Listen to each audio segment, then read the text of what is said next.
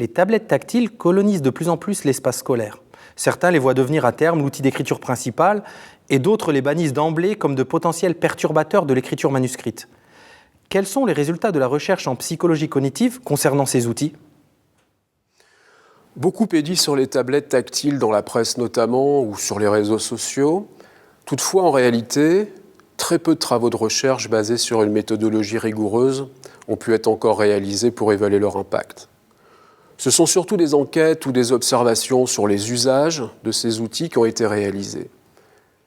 L'influence des tablettes sur le fonctionnement et le développement cognitif, et notamment pour ce qui nous intéresse ici sur la production écrite, reste très peu connue. Alors en premier lieu, je crois qu'il convient de remettre l'outil à sa juste place. Le clavier, l'écran, inhérents à la tablette, ne sont pas des innovations en tant que telles, ce sont deux fonctionnalités qui confèrent à la tablette les limites constatées par ailleurs. Par exemple, la fatigabilité visuelle dans le cas de la lecture sur écran, inhérente au rétroéclairage, ou encore la surcharge cognitive qui est potentiellement induite par la manipulation du clavier chez des scripteurs qui sont non formés à la dactylographie, comme en général les élèves dans les classes. La fonctionnalité qui, en revanche, est inédite dans l'outil relève de la possibilité d'interaction tactile avec le doigt ou avec un stylet, et donc, et surtout, de l'opportunité de recevoir des feedbacks attendus ou inédits en fonction de ses propres actions.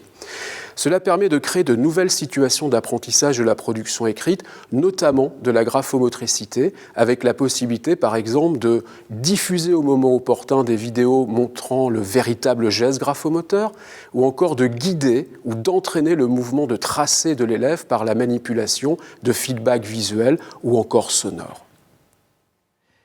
Si l'on fait abstraction du clavier, est-ce qu'il vaut mieux écrire sur une tablette avec un stylet ou avec son doigt ? Cela fait partie des questions actuelles très importantes et pour lesquelles la recherche doit fournir rapidement des réponses. Écrire avec un stylet ou avec son doigt sur la surface de la tablette pose des problèmes différents.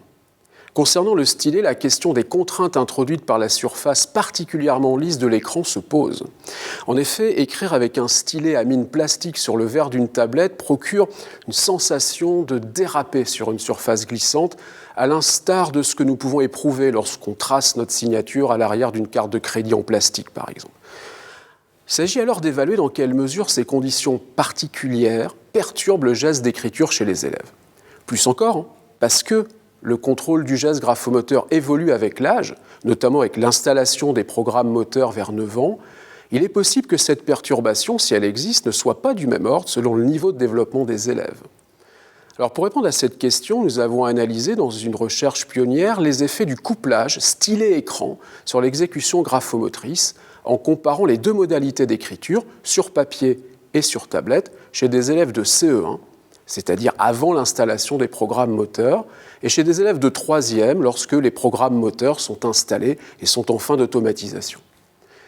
La comparaison de la lisibilité et de la cinématique des lettres de l'alphabet du nom-prénom, tracées par chaque élève dans les deux conditions d'écriture, stylet avec une mine plastique sur écran et stylo avec une mine à billes sur papier, montre une altération du tracé différente selon le niveau scolaire.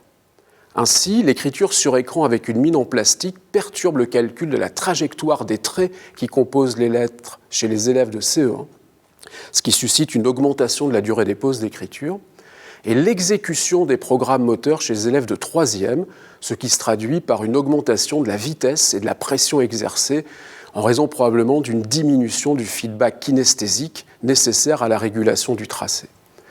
Alors, ce résultat a été depuis sa publication répliqué par d'autres chercheurs, notamment Gers et ses collègues en 2016, chez l'adulte. Et là, on pensait que l'adulte pouvait résister en quelque sorte à l'effet de la surface. Eh bien, il s'avère qu'il est lui aussi perturbé dans son tracé des lettres. Alors, vaut-il mieux écrire avec son doigt ? Oui et non. En fait, cela dépend de l'objectif et de l'âge du scripteur.